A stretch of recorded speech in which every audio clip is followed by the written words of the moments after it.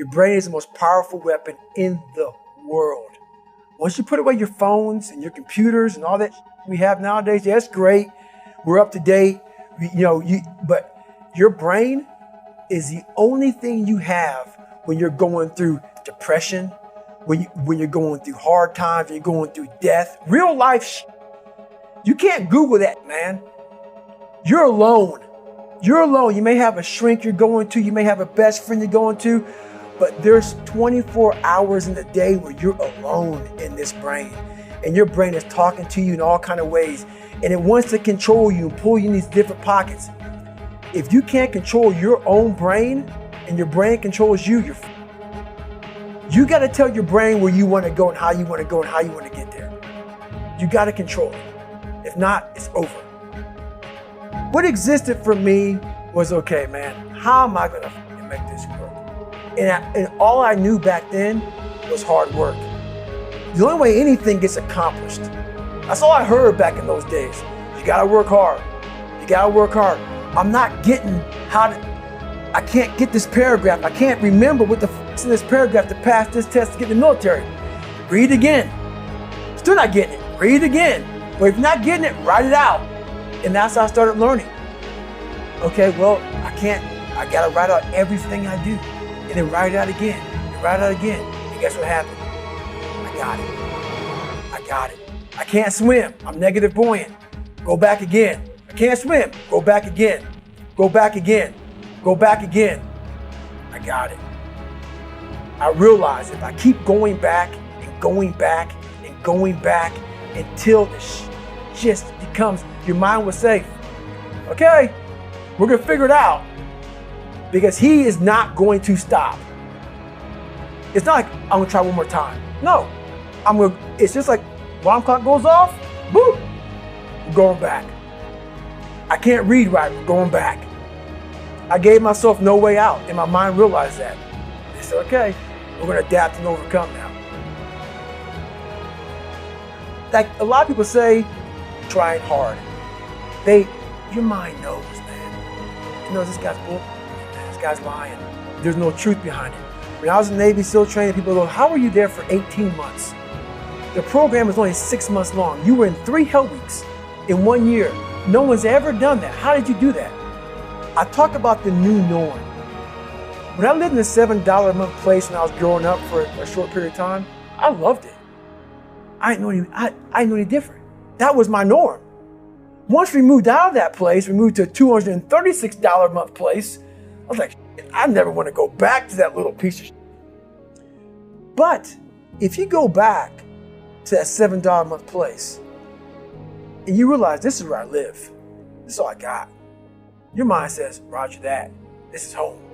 So when I was going through Navy SEAL training for 18 months and going back through all the hard parts over and over again, I told myself after the first time, I knew it was gonna be a long journey there. My body was breaking down. It was just how it was going on. I said, you know what, this is my new norm. So my mind said, it's like going to work. Like you go to work, put your suit and tie on, I go into suffering every day. Every day, suffering, being broken, duct taping my feet up, stress fracture, shin splints, being broken. This is my new norm. And your mind says, if we're not broken, this ain't normal. We gotta be broken. So then your mind starts to get tougher and tougher and more callous. People, how'd you run on broken feet? Broken shins. My mind knew this is how we operate. We're in Navy SEAL training. This is what we are. I became hell. And that became my new norm. I gave myself no way out. There was nothing outside these walls of hell. Nothing. I loved God, but for a short period of time, I became the devil because that was hell. I became the boss, the owner, the CEO of Navy SEAL training. That was my mindset. And that's how you get through things. You immerse yourself wherever it is, and you become that. You become that and give yourself no way out. When I was 297 pounds and I was fat as hell trying to be a Navy SEAL, the scariest thing in the world to me, even to this day, was that could have been the rest of my life. I thought then I was trying hard.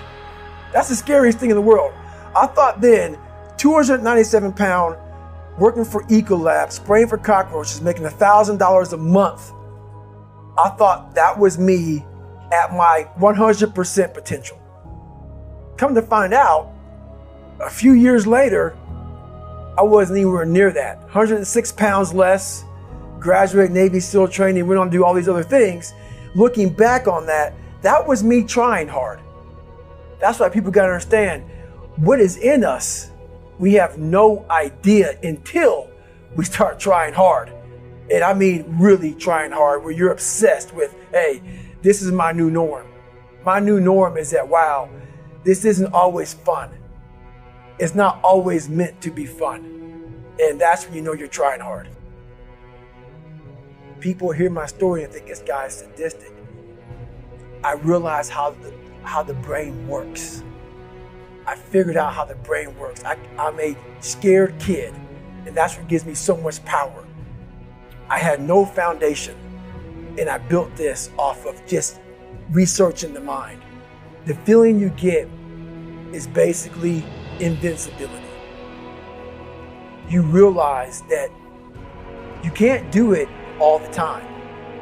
When you need to do it, I know I can go to a place that I can live in. And when you know that you can run on broken legs and you can do certain things that a lot of people can do, but they're not willing to do, this power, this sympathetic nervous system of fight or flight, and you're fighting, it gives you this charge of energy of when you're sitting there at 3:30, 4 o'clock in the morning and you're duct taping your feet up because they're broken, and you're doing it by yourself, and you're going through arguably one of the hardest training in the world.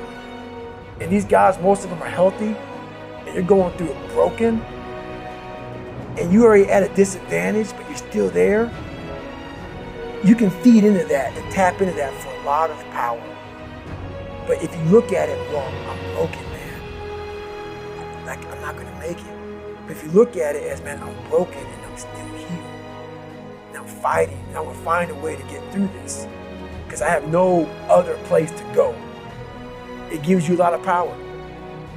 When things start to suck really, really bad, my brain and a lot of people's brain, they don't go to your dad beating you up.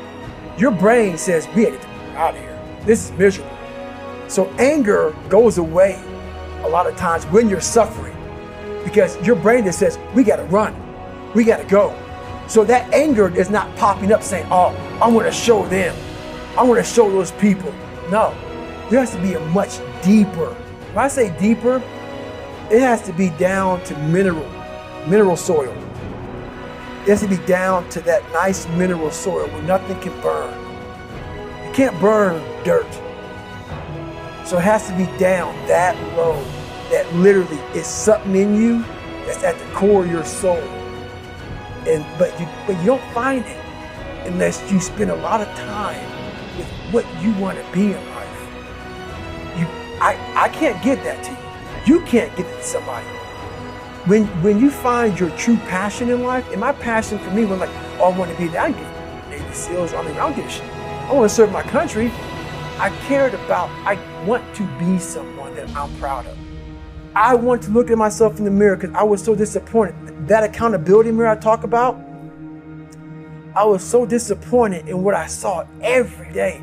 I wanted everybody to love David Goggins. And a lot of people did. I didn't love myself. But I knew a lot of us want to find peace first. So people say, man, you always talk about this suffering and pain and I'm at peace right now because I went through that. You don't find peace first. If you do, Merry Christmas. More power to you. More power to you. I found peace on the opposite end of finding myself. And no one really finds themselves without going through trials, tribulations, suffering, accountability. And accountability is suffering. Being accountable every day for doing right for yourself, for the people next to you, it's miserable. It's hard. So, even the smallest details.